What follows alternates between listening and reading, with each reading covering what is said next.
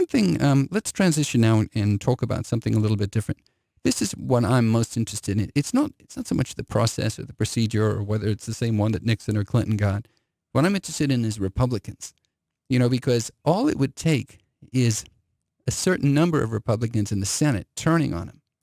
And to whet your appetite on that, let's play number 6. This one is not based on a system. It's just my gut. If Donald Trump wins, I predict the Republicans in Congress will impeach him. They don't want Trump as president because they can't control him. He's unpredictable. They'd love to have Pence.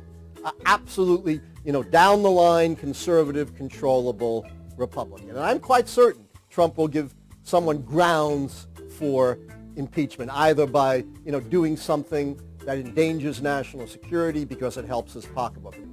So stay tuned. If Trump wins, watch out for that impeachment. He's actually a pretty smart guy. And he actually was one of them. This is funny. He makes this prediction that Trump's going to get impeached, and he's correct. And he made that prediction even before before his term actually started. Here's what I would take from that. People have to remember that Trump didn't win the Republican nomination.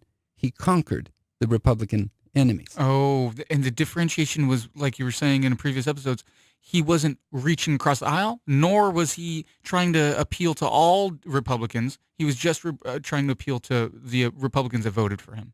Well, before Trump came along, you had liberty conservatives and you had establishment conservatives. And that was the fight that was supposed to happen in that primary. We were supposed to see whether the liberty wing was going to win out or whether the establishment wing was going to win out. And instead, what happened is the Trumpian force came and beat both of them.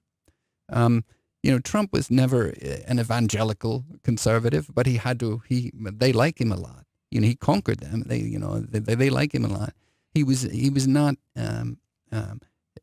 even these Senate Republicans don't like him. Like Romney doesn't like him. There's a lot of people, these Senate Republicans don't like the way he does business, the way he is, but they just have to kind of put up with him because he got so politically powerful. And what's interesting is to see whether any of that ice is going to break. Now, I obviously don't think it is, but there is a campaign out there to try to get it to break.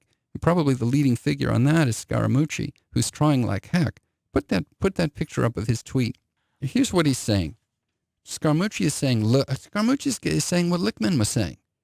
He's saying, look, we reached our peak over the summer. It's all downhill from now with this guy. And what he's saying is, let's switch camels. Let's go with Mitt Romney.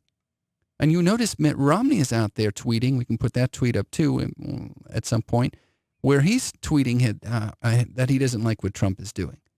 And so what these people are hoping for is that the policy success that has been experienced with, for example, the economy and the good things that the Republican agenda from their point of view has accomplished can now go forward without this guy, because this guy his costs outweigh his benefits. He's now a liability. They think they have a better chance to win without him.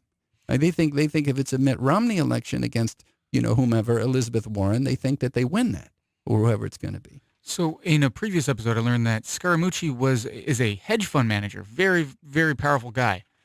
Well, yeah, he's a connected guy. I don't want to make too much of his power. He's connected. He's a hedge fund manager. He raises money. He's trying like heck. But what he's doing right now, to be very honest with you, there's no sign that it's working. He was the first supply side, or the first big, somebody who would represent the corporation's interest, the first guy to start going against Trump, it seems like, huh? Well, he was, he had it with Trump over the summer. He broke with him. And some of it seemed kind of stupid, like we paid too much attention to it. The only thing that I'm worried about is how successful his campaign is to try to get someone else. Susan Collins and Mitt Romney both made statements that criticized Trump. But the problem is, here's the problem. Trump's got all the money. There's been no fracturing in the money. Those other candidates running against him don't have any funds, and we don't see that happening. Let me read this to you. President Trump's re-election effort raised $45 million online in the third quarter on a surge of small dollar donations driven by 313,000 first-time donors. Okay, so there's been a surge after the impeachment thing where the Democrats came up there appears to have been this surge of first-time donors, and people say because they tried to hit that, and the Trump campaign tried to hit that. The other thing to watch is Rudy Giuliani is still on TV.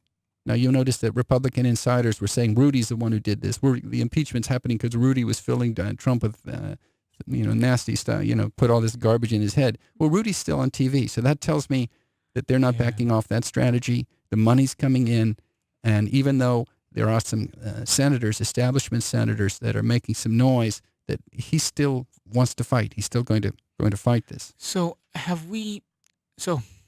we can somewhat surmise that Scaramucci has had it with Trump probably because of Trump's policy that he wants all of our corporations out of China. He's not trying to make deals with China. He wants us out of China, and we do think that might be.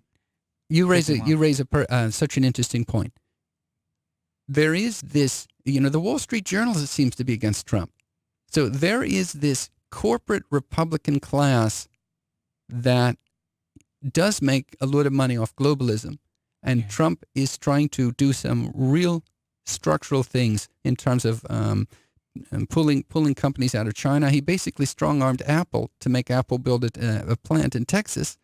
And so there is this Trumpian conservatism that is clashing against the Wall Street Journal business class in terms of what they'd like to see in global markets and trade and what their portfolios look like and how some of the companies are making money over there.